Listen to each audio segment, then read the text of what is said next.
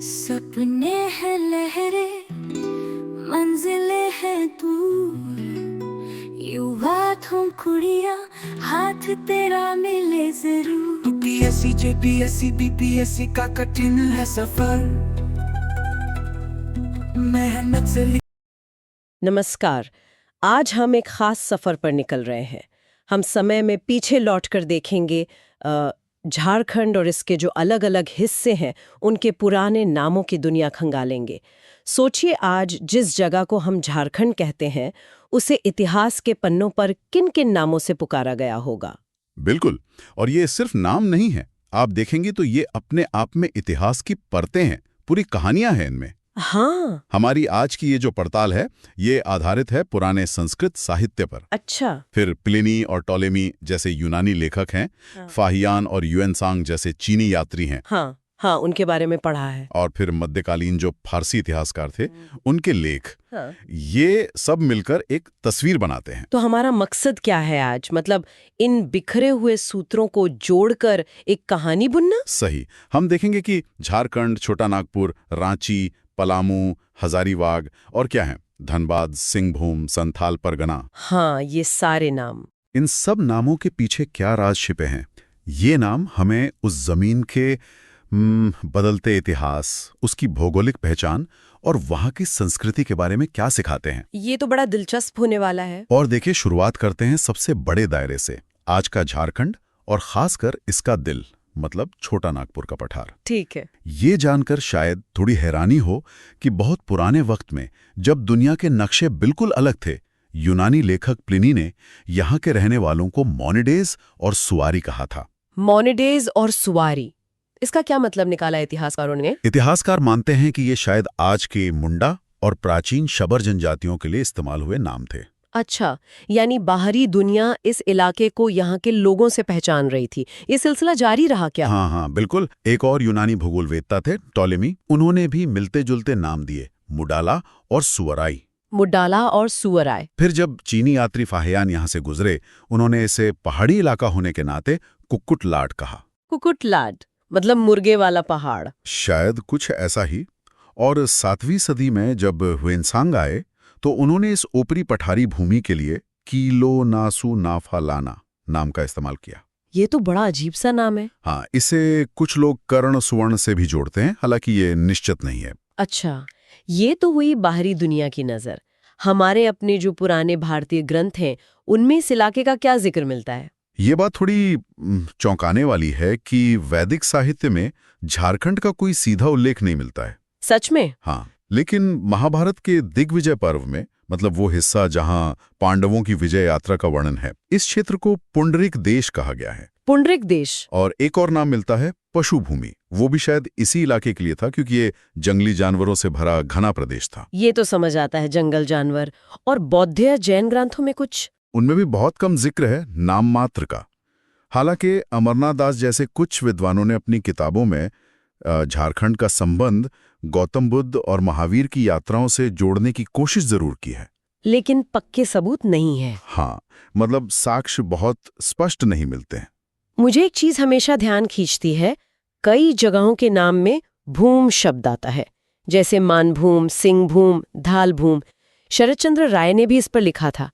क्या इस भूम का कोई खास मतलब है? हाँ, ये एक अच्छा सवाल है। इस पर अलग अलग राय हैं। श्री कृष्ण राजगुप्त जैसे विद्वान मानते हैं कि भूम शायद किसी खास पहाड़ी संस्कृति का सूचक हो सकता है। अच्छा, कोई खास कल्चर। हाँ, लेकिन ये भी मुमकिन है कि ये बस भूमि शब्द का ही बिगड़ा हुआ रूप हो, जो आम बोलचाल में बदल गया, जैसे होता है अक्सर। बिल्कुल। और दिलचस्प बात यह है कि रसिक मंगल नाम के एक पुराने ग्रंथ में तो छोटा नागपुर को नागभूम भी कहा गया है। नागभूम यानी नागों की भूमि। ये तो छोटा नागपुर के नाम से भी जुड़ता है कहीं ना कहीं। सही। अब अगर हम थोड़ा आगे बढ़ें मध्यकाल की तरफ, तो तस्वीर कैसे बदलती है नामों के लिहाज से? मध्यकाल आते आते एक नया नाम इस पूरे जंगली पहाड़ी इलाके के लिए ज्यादा इस्तेमाल होने लगता है, और वो है झारखंड। हाँ, ये नाम तो आज भी है। बिल्कुल। शम्स शिराज अफीफ, सलीमुल्लाह, गुलाम हुसैन जैसे कई मुस्लिम इतिहासकारों ने अपनी फारसी तवारीखों में इसी नाम का प्रयोग किया है। और ये नाम क्यों पड़ा होगा, क्या लगता है? ऐसा लगता है कि यहाँ के घने जंगलों और झाड़ियों की बहुतायत की वजह से ही ये नाम पड़ा। झाड़ मतलब जंगल और खंड मतलब प्रदेश, सीधा सा हिसाब है। ये नाम सिर्फ इतिहासकारों तक ही सीमित नहीं रहा होगा ना? मैंने सुना है भक्ति साहित्य में भी इसका जिक्र है। आपने बिल्कुल सही सुना। महान कवि कबीरदास के एक पद में भी झारखंड आता है।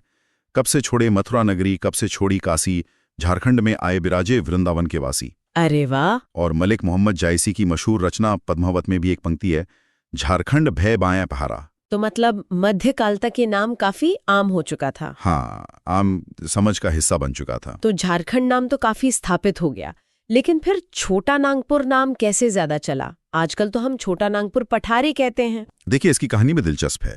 जो इलाका आज हम रांची जिले के तौर पर जानते हैं ना, हाँ, उसे मध्यकाल में कोकरा कहा जाता था। कोकरा? हाँ, कोकरा।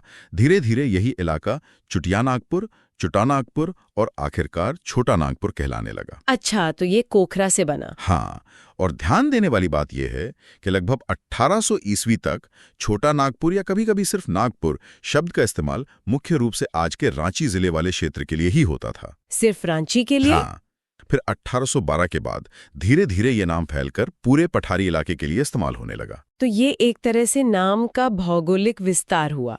चलिए अब जरा रांची शहर और जिले के नाम पर और गहराई से बात करते हैं। आपने बताया मध्यकाल में इसे कोकरा कहते थे। इससे पहले भी कोई पहचान थी इसकी? हाँ, माना जाता है कि प्राचीन काल में इस भूखंड को करखंड भी कहते थे। कर्कखंड? हाँ, जिसका मतलब शायद नागों की भूमि रहा हो। यही बाद में कुकरा बना। कुकरा, ठीक है। और फिर मध्यकालीन मुस्लिम इतिहासकारों ने इसे कई मिलते जुलते नामों से पुकारा, जैसा आपने कोकरा बताया। सही। अकबर के दरबारी अबुल फजल ने अकबरनामा और आईने अकबरी में कोकरा और खंकारा लिखा। खंगारा भी? हाँ। जहांगीर ने अपनी आत्मकथा तुजुके जहांगीरी में खोखरा नाम इस्तेमाल किया। शहबाज खां और अब्दुल हई ने माथिर उल उमरा में कोकरहर का जिक्र किया। और मिर्जा नाथन ने अपनी किताब बहारिस्तान ए गैबी में इसे कुकरा देश लिखा। इतने सारे वेरिएशन? हाँ, ये थोड़े थोड़े अंतर दिखाते हैं कि नाम का उच्चारण समय के साथ और अलग अलग लोगों द्वारा कैसे बदलता रहा। और फिर अंग्रेजों के आने के बाद रांची नाम कैसे पड़ा?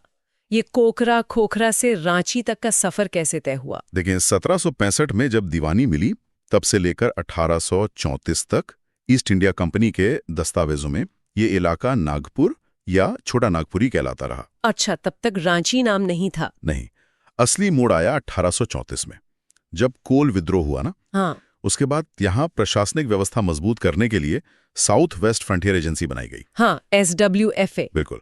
इसका मुख्यालय जहां बना, उस जगह को शुरू में विल्किंसनगंज कहा गया, कैप्टन विल्किंसन के नाम पर, या फिर स्थानीय नाम था किसुनपुर। विल्किंसनगंज या किसुनपुर? तो रांची कहाँ से आया? पास में ही एक छोटा सा गांव था, रांची। बस? हाँ, कुछ लोग कहते हैं ये आर्ची यानी धनुष बनाने वाले कारीगरों के गांव से बिगड़कर बना। तो उसी गांव के नाम पर धीरे धीरे ये पूरा मुख्यालय और फिर शहर रांची कहलाने लगा। बाद में जब जिला बना तो उसका नाम भी रांची ही पड़ गया। कमाल है, एक छोटे से गांव का नाम पूरे शहर और फिर जिले की पहचान बन गया। ये दिखाता है कि कैसे प्रशासनिक बदलाव भी नामों को स्थापित कर देते हैं। बिल्कुल। रांची से थोड़ा पश्चिम की ओर बढ़ें तो पलामू का इलाका आता है, और इसके नाम की कहानी तो मैंने सुना है और भी उलझी हुई लगती है। हाँ, पलामू के नामकरण को लेकर कई अलग अलग सिद्धांत हैं, और हर सिद्धांत इस इलाके की किसी न किसी खासियत की तरफ इशारा करता है। अच्छा। मध्यकाल में मुस्लिम इतिहासकार इसे पलाउन, पालून या पलाउन भी लिखते थे। माथिर उल उमरा में पलाउन, रियाज उस सलातीन में पलावान, महाराज सिताब राय के वर्णन में पालून, ये सब रूप मिलते हैं। तो इन अलग अलग सिद्धांतों में क्या खास है? कहाँ से शुरू करें? एक शुरुआती विचार DH संडर का था, जिन्होंने 1890 के आसपास अंदाजा लगाया कि इसका संबंध पलाना या पाली नाम की किसी जाति से हो सकता है, या फिर यहाँ की पुरानी आदिम जातियों जैसे पहाड़िया, परेया या पढ़िया से। ठीक है, ये एक संभावना हुई। फिर एक और विद्वान थे, FJ हैनी। उन्होंने इसे द्रविड़ भाषा से जोड़ने की कोशिश की। उनके हिसाब से पाल मतलब दांत, अम मतलब पानी और ऊ मतलब गांव या किला। दांत, पानी और किला, ये सुनने में तो बड़ा अजीब सा मेल लगता है। क्या इसका कोई मतलब बनता है? ईमानदारी से कहूं तो ये सिद्धांत थोड़ा अटकलबाजी जैसा लगता है। इसके पक्ष में मजबूत भाषाई सबूत नहीं मिलते। अच्छा। इससे ज्यादा दिलचस्प एक और मत है मांगोविल बनर्जी का। उनके मुताबिक पाल का मतलब है किला और मऊ का मतलब है माँ। किला और माँ? हाँ, वो इशारा कर रहे थे पलामू के पुराने किले में स्थित किसी देवी मंदिर की तरफ। उन्होंने इसकी तुलना पटना की पटन देवी और मालवा के सीता मऊ से की। ये थोड़ा ज्यादा विश्वसनीय लगता है, मतलब सांस्कृतिक रूप से।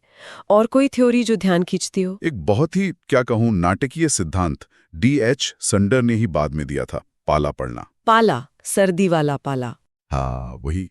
उनके मुताबिक पलामू में खासकर दिसंबर जनवरी मतलब पौष माघ में इतनी कड़ाके की सर्दी और पाला पड़ता है कि फसलें तबाह हो जाती हैं, पेड़ तक ठूंठ हो जाते हैं। बाप रे।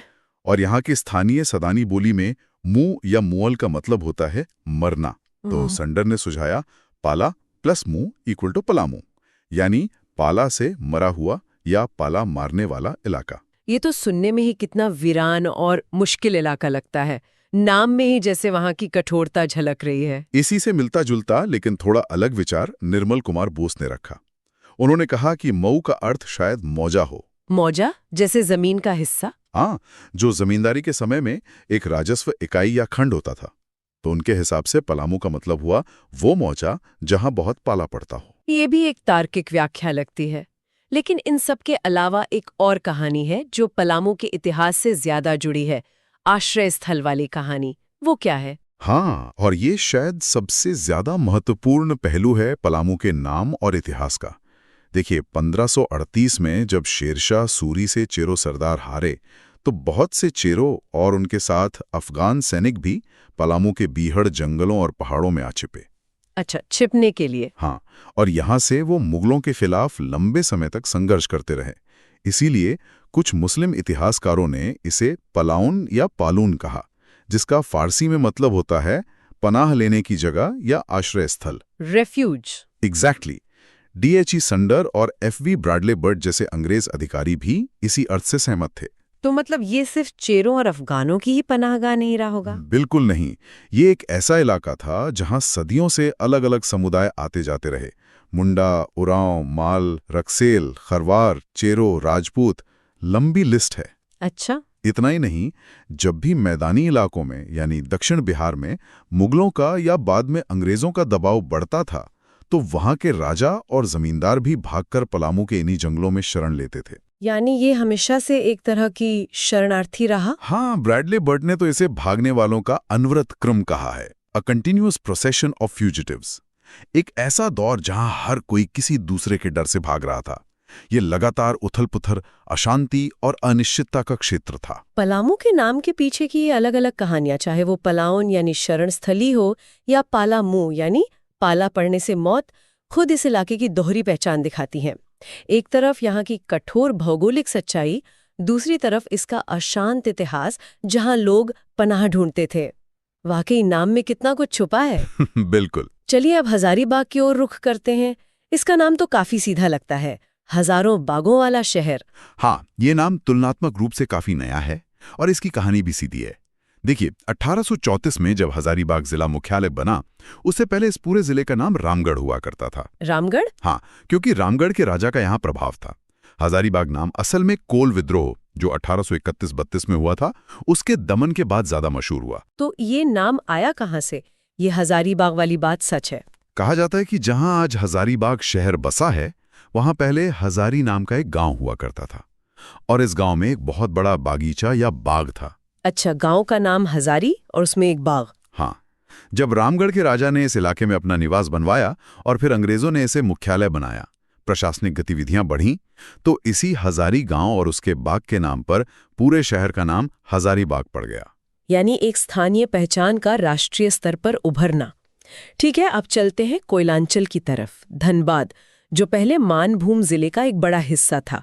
मानभूम नाम की कहानी क्या है? मानभूम जिले का नाम पड़ा था मान बाजार या मानभूम खास परगना के नाम पर। परगना जो एक पुरानी प्रशासनिक इकाई थी।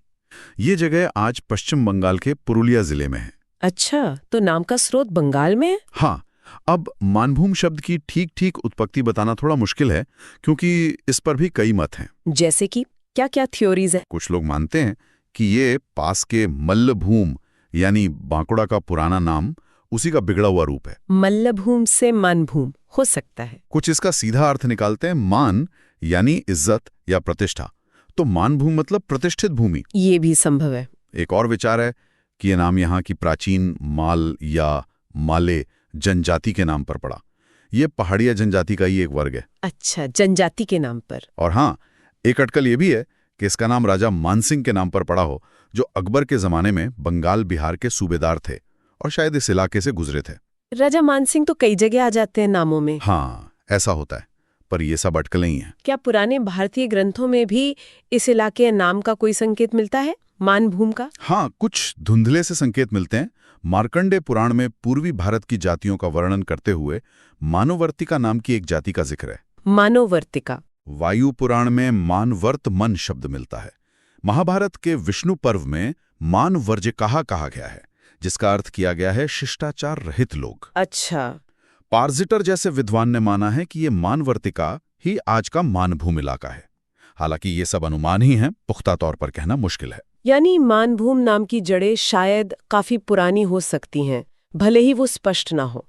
अब आते हैं सिंहभूम पर। इसके नाम के पीछे क्या सिंह यानी शेर का कोई लेना देना है, या फिर राजा मानसिंह यहाँ भी हैं? सिंहभूम के नाम को लेकर भी कई कहानियां हैं। शेर वाला कनेक्शन सीधा तो नहीं लगता। तो फिर एक मजबूत संभावना यह है कि इसका नाम यहाँ के पोरहाट राजघराने के सिंह शासकों के नाम पर पड़ा। अच्छा, राजाओं के वंश नाम पर। हाँ, जैसे पास में ढाल राजाओं के इलाके को ढालभूम कहा गया, वैसे ही सिंह राजाओं के इलाके को सिंहभूम। ये काफी तार्किक लगता है। हाँ, ये पैटर्न समझ आता है। और दूसरी मान्यताएं क्या है? यहाँ की प्रमुख जनजाति है मुंडा। उनकी एक पारंपरिक मान्यता है कि ये उनके सर्वोच्च देवता सिंहबोंगार, जिनका अर्थ सूर्य देवता होता है, उनकी भूमि है। इसीलिए ये सिंहभूम कहलाया। सिंहभूम की भूमि, सिंहभूम। ये भी दिलचस्प है।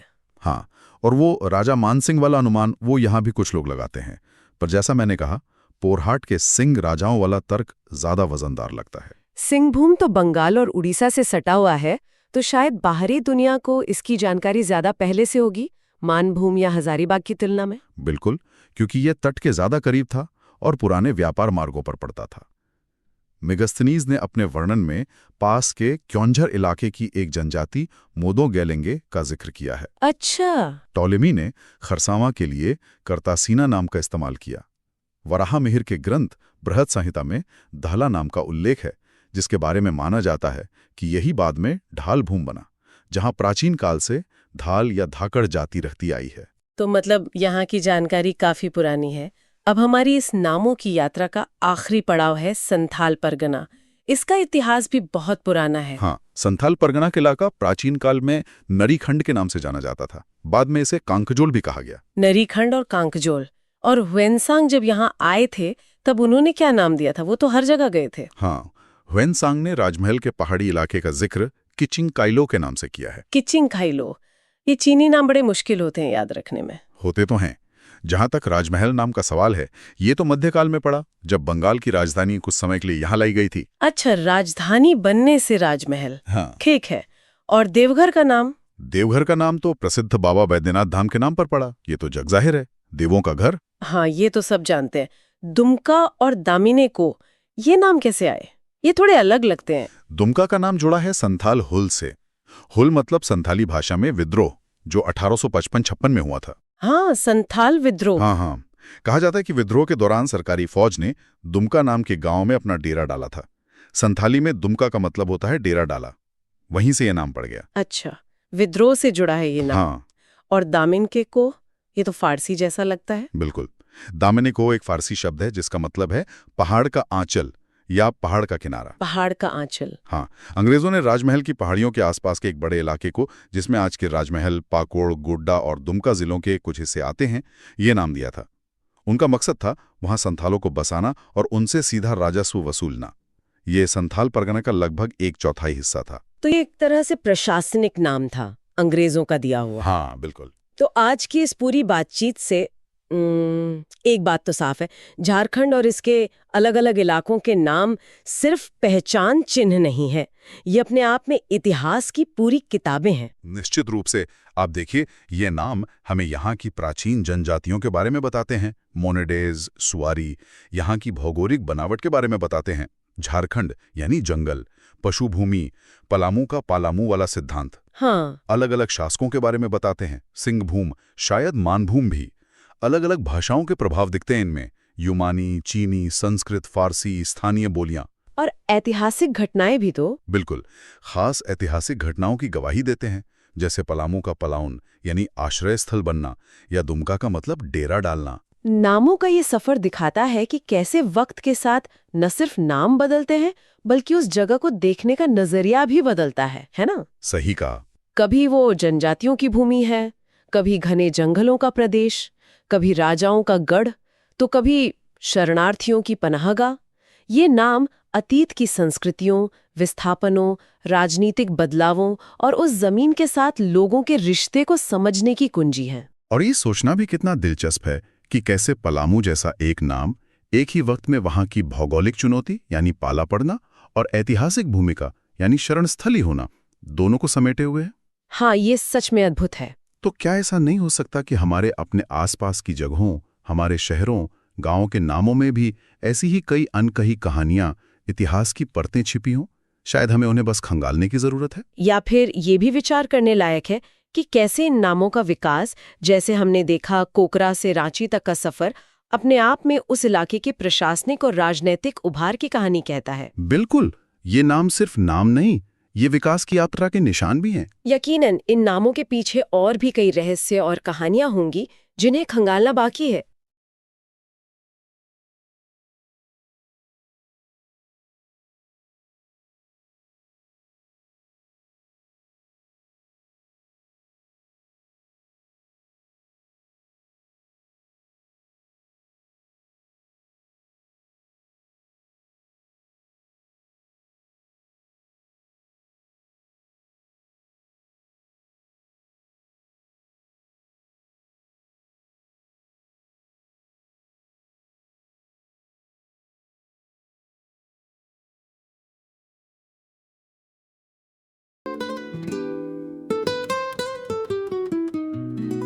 सपने हैं लहर